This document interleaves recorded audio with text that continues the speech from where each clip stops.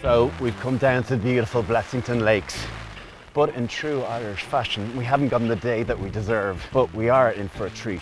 We're going to be speaking to one of the superstars of the Irish women's soccer team, Louise Quinn, about what's coming this summer, bringing the national team down to their first ever Women's World Cup. What a summer we're in for. So what I'm looking forward to is chatting to Louise, understanding the character behind the person and the player, and also what's the state of women's sport in Ireland, what's her perspective on it, where are we really at?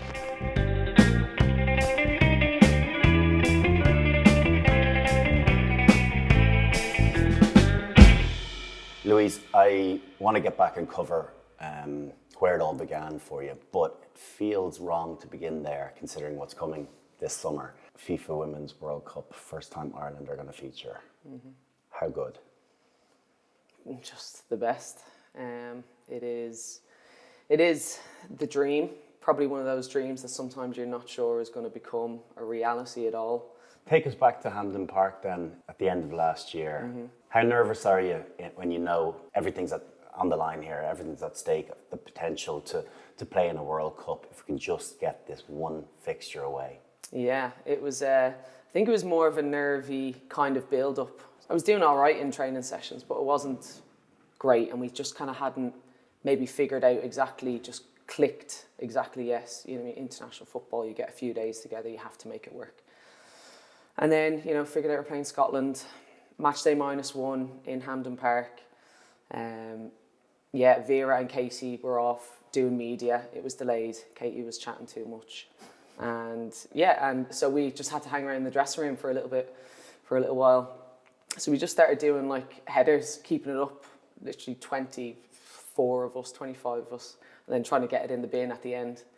And we just had the best laugh. It was like, you know, just pure, you know, child's play, just really just messing around. That was it. Like I felt like this just sort of weight, like off me, but you could kind of just feel it off everyone. And we just knew kind of it was there for us all to play for. And if we stick to our game plan, we're gonna find gaps and holes in their sort of setup, and that was it.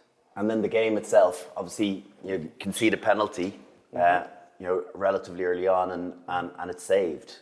So you're thinking, okay, the stars are aligned here. Mm-hmm. Yeah, that was, you know, it was one of those as well. Yeah, it was a handball in the box, and Courtney as well. She was like, you could see she was just able to start reading. She was, you know, just making great saves during the week as well. Post game, Katie, like, so she sat behind Courtney on the bus and said 5-10 minutes before we arrived to Hampden that she could see Courtney looking at videos of Caroline Weir taking penalties. What's that feeling like on the final whistle? Heard the whistle, and I did just like collapse a little bit. I just went to my knees, and you know, but you don't think about it. It was like the whistle just made me just drop. And then I think I was only down there for like 2 seconds, and then Heather Payne, the, you know, half human, half horse, fastest thing that there is, unbelievable, just jumps into my arms. And there's just brilliant videos as well of people just running around. You know, Anya O'Gorman was like, who do I go to? Claire Reardon, you see Don't her. be left alone. Yeah. You see then the subs like doing a John Terry and taking off their kits so they're in their jersey running around the pitch. And it was just, we didn't have, you know, a celebratory drink until we got to the flight. So, you know, that was the thing. The dressing room was just buzzing with just pure adrenaline and joy, and and just traveling. And the flight was great and quick. And then we just went into one of the pubs just outside town. They'd organised something for us, and like there was even like Sky Sports on the telly in the background. And so Amber's goal kept coming on. They were just showing highlights, and just the reaction every time. We saw it about 12 times that night, just on Sky Sports. Honestly, the best 12 hours, you know, of my life. You're just enjoying it with those people, and it was absolutely brilliant. What's the expectation in the summer? Expectation is results that I think we can get. You know, it's still very realistic for us to pick up points. We've shown, you know, what kind of team we are. Very hard to break down against top quality sides. And I think the teams that we're playing are obviously top draw, you know, Olympic champions, Canada, Australia, who just have some of the top players, you know, in the world, one of the best strikers in the world, Sam Kerr. How does it make you feel when you talk about someone like Sam that you'd be facing as a centre back?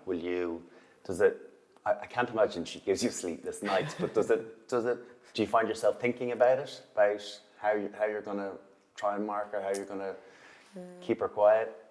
Yeah, like that's the thing. I've faced Sam Kerr a few times now, and there's been times where she's put me down. How are you parking mistakes out on the field? I definitely used to carry them a lot more. I think it sometimes kind of depends, even sometimes, maybe what kind of game it was. So let's say when I was, you know, playing for Arsenal, let's say, and it, you know, that's a massive club. You know, I felt a lot of pressure there sometimes, but also loved it. But you know, if you made a mistake, and obviously against a Chelsea, a Man City, you're almost always going to get punished. So that sometimes I carried that a lot. And yeah, so just in the last couple of years, and it probably really started from when we actually lost that game to Ukraine that didn't get us to the playoffs for the Euros. And from then I really just started playing with no fear. How it happened, I don't really know, but I think it's kind of like, well, to me, I feel like the worst in football has now happened. Do you mean like not the worst, but just in terms of results, in terms of not qualifying when you should. I kind of want to finish by asking a little bit more about the World Cup. Have you been to Australia? I've been to Australia, to visit my sister. Great country. Yeah. Bases in Brisbane, another good part of the country. Lovely. Is making knockout stage a success, or are aspirations higher than that? For us, like of course, first step is, you know, try get a result definitely out of one of those two top teams. So it's Australia, Canada, and then Nigeria. So for us, it's definitely about in those first two games, you know, we really have to try pick up points. And then Nigeria as well. It's, you know, it's going to be one of those where it might depend who just may want it that bit more. You know, when it comes to, because, you know, those sort of games could be the one that, you know, give you those points to get to that knockout stage. So for us, of course, you know, we're, I suppose, not planning it, but we're, I suppose, planning it that we get to that knockout phase. We feel like it is doable, you know, very, very difficult, but it's something that we feel that we can get there. You know, Kate McCabe can score from anywhere. Denise O'Sullivan is a little magician in that midfield. You know, obviously since she scored the goal, you read articles about Amber, but she always believes she's going to score, and she does. And she, you know, she said it. She said it, I think, to Vera before the game. She's like, "If you put me on, I'll score." But I think she also says that every game as well, and it hasn't happened, but it worked. No one reports on those ones. Yeah. But that's Amber does. She just has this aura of confidence all the time. Talk to me about the environment and the camaraderie, and what effect Vera Pauw has had on the environment. I think for us, she does really understand us, and she's really kind of taken coming into Ireland, becoming the Irish manager. She's mad to be Irish now. She really, you know, she really loves being here, and she loves being a part of it. And I think that's something as well that we've needed. Sometimes if you are going to bring in, you know, an international manager, they do have to, you know, understand, I suppose, just like the people. Obviously, people can put their, you know, way of playing, their style of playing, but I think understanding us as humans is very, very important. And, you know, so that's the thing. She's actually you know, very casual outside of the training pitch. You know what I mean? We just have that freedom to be able to, you know, go off for coffees, you know, have a games room, just hang around. You know, she'll always put in the day, you know, 1 hour of horizontal time, you know, that we have to do. We're grand, yeah, go to bed, yeah, that's fine, yeah, no problem. And then we have kind of our, you know, hour and a half training sessions, and we just know exactly what we're doing. And then, you know, that's kind of, even leading up to it, you might have a little mess around and a kick around, but then it's like, yeah, she blows the whistle, and then it's like, right, you know, we work now. This is where we just fully switch on. What's the best part about being a professional soccer player? Even just in simple terms, I get to go out, exercise every day, and eat a lot of good food. And it's just, sometimes that's just, you know, if you really just strip it back, if I'm just going back to that, you know, just those things of,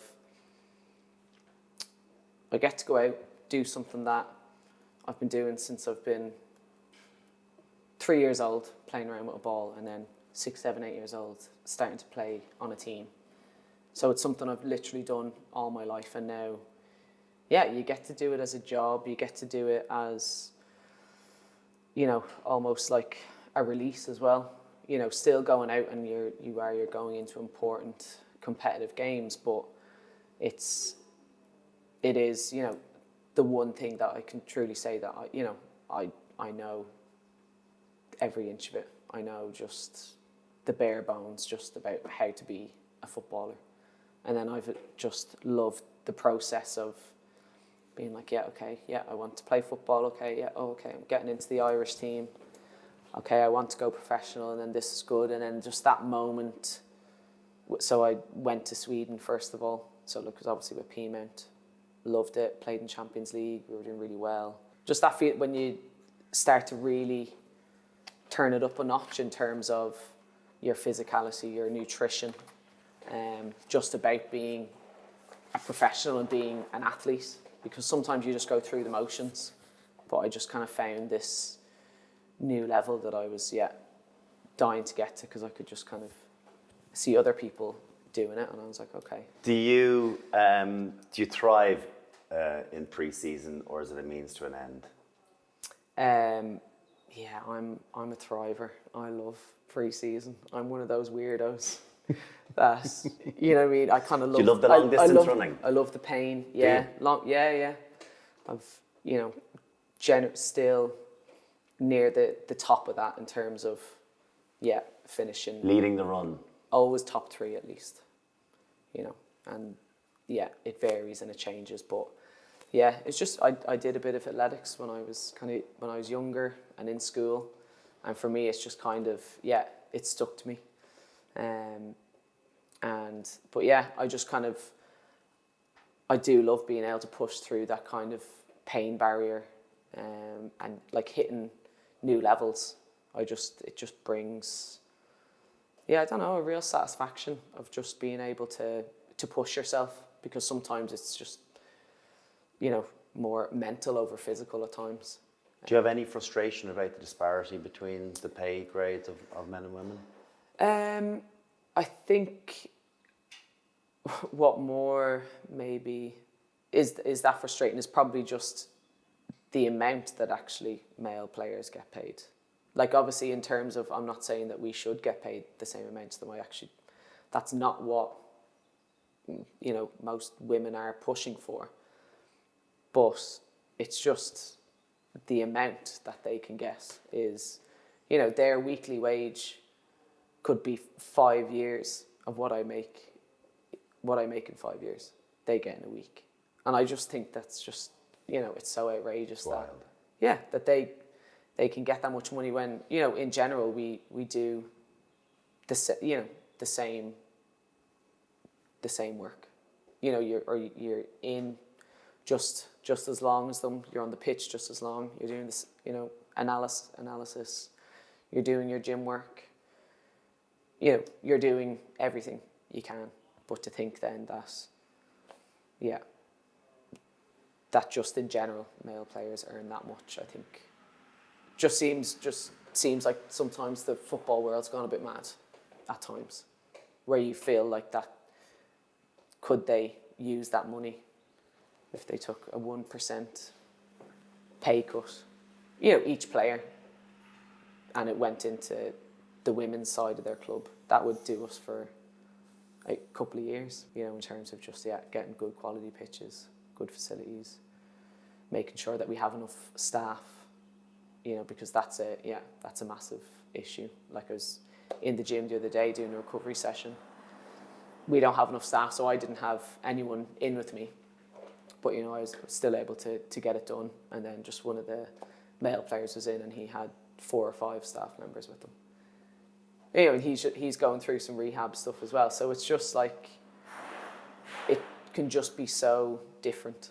And we're struggling at times, and our the staff go above and beyond to make sure that they're medically helping people. Then if there's someone rehabbing, it's tough sometimes. They just have to kind of wait or go on a game ready, because they've got to go out onto the pitch. Like, they have to be out there.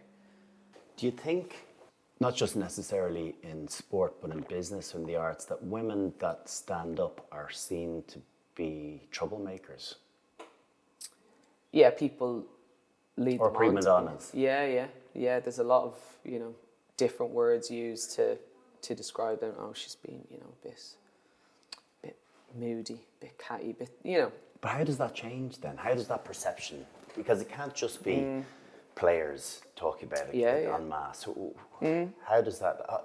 The world has changed dramatically in the last 5 years, but it does feel, particularly from a sporting point of view, that it still has a long way to go. And how do you fast track that change?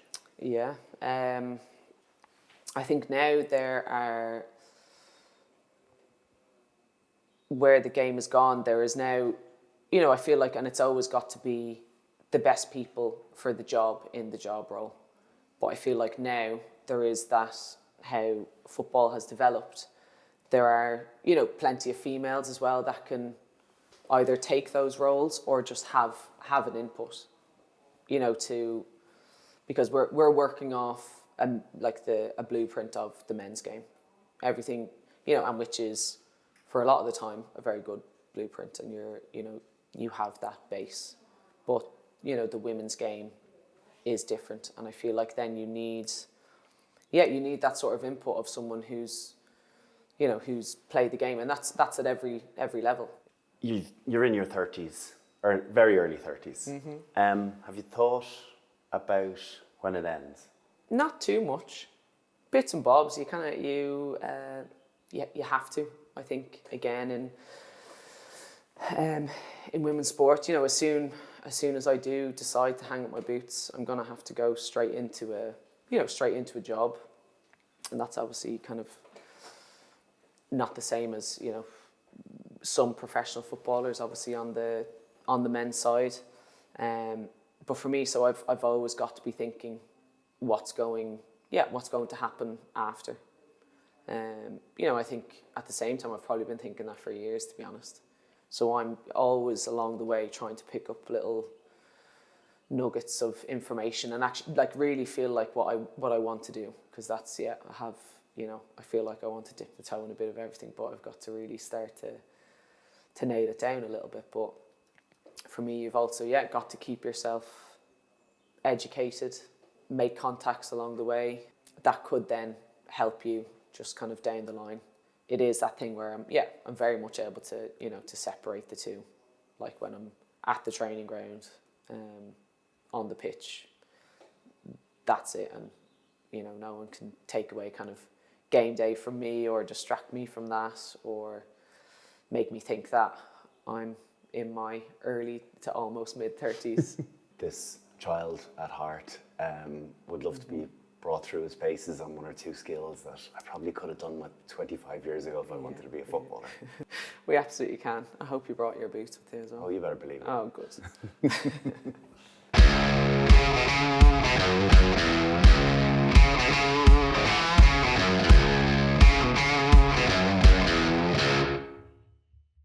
All right, let's have a go. Let's have a combat at crossbar challenge.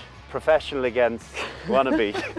Here we go, right? Yeah. You lead the way. Yeah. Okay, you've had 3 warm-up shots, but we won't even know about them. No, Anyway, you've got your range. You've got your range. Right. We're going through. Bit of laces. Visualize. Yeah, that's exactly it. That's what I was doing this morning. I was looking at my clips. Big. Little much big. air. Little big, right.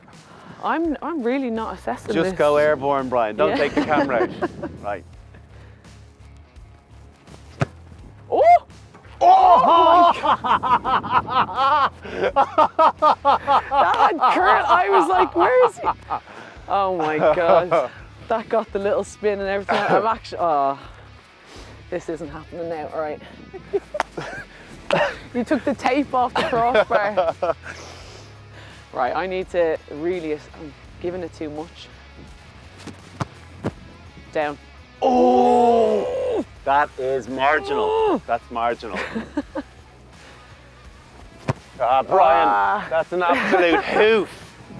Or they say as well to get the valve, yeah? The old valve. Hit but the they valve say, or point sometimes it I think at the they direction. say when it's pointed, it could have been, it's probably this old myth or something, if it's pointed up it gets a bit more air.